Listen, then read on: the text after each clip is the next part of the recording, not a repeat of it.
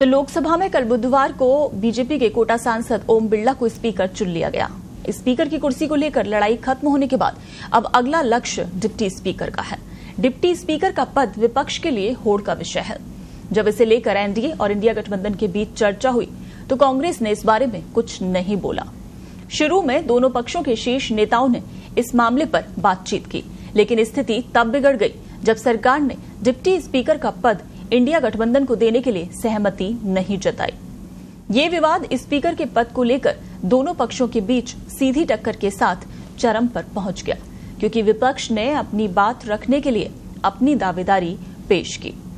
अब पहले मुकाबले के बाद दूसरे दौर की लड़ाई और भी तीखी हो सकती है, क्योंकि इंडिया गठबंधन को लगता है कि उसके पास संख्या बल है, इसलिए ये पद विपक्ष को मिलना चाहिए। कांग्रेस के सबसे वरिष्ठ सांसद के सुरेश की उम्मीदवारी के लिए फिर से जोर लगाएगी। उसे लगता है कि इस बार ये पद हासिल करना उसके लिए बेहतर होगा।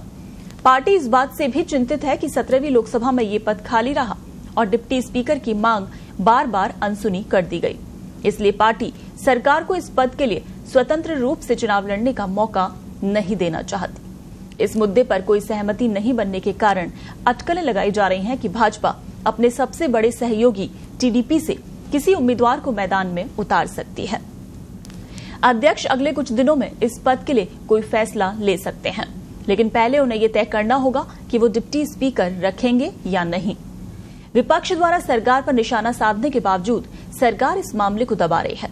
सरकार के शीर्ष सूत्रों ने पुष्टि की है कि डिप्टी स्पीकर पद पर कोई चर्चा नहीं हुई और जब पार्टी और एनडीए सहयोगियों के बीच कोई फैसला हो जाएगा तभी इसे विपक्ष के सामने रखा जाएगा। हालांकि कांग्रेस इस मामले को टालने के मूड में नहीं है। संविधान की एक कॉपी से अनुच्छेद 93 पढ़ते हुए जयराम रमेश ने कहा कि लोकसभा यथाशीघ्र अपने 2 सदस्यों को अध्यक्ष और उपाध्यक्ष के रूप में चुनेगी और जब भी अध्यक्ष या उपाध्यक्ष का पद रिक्त होता है तो सदन किसी अन्य सदस्य को अध्यक्ष या उपाध्यक्ष के रूप में चुन लेगा। जयराम रमेश ने कहा कि इसीलिए हम निश्चित रूप से उपसभापति पद के लिए दावा करेंगे, चाहे वो भाजपा का उम्मीदवार हो या उसके सहयोगी दलों का, इससे कोई फर्क नहीं पड़ता। अनुच्छेद 93 इस बारे में बहुत स्पष्ट है कि लोकसभा में एक अध्यक्ष और एक उपाध्यक्ष होना आवश्यक है। हालांकि पिछली बार सरकार ने इस नियम का उल्लंघन किया, जो कि पूरी तरह से असंवैधानिक है।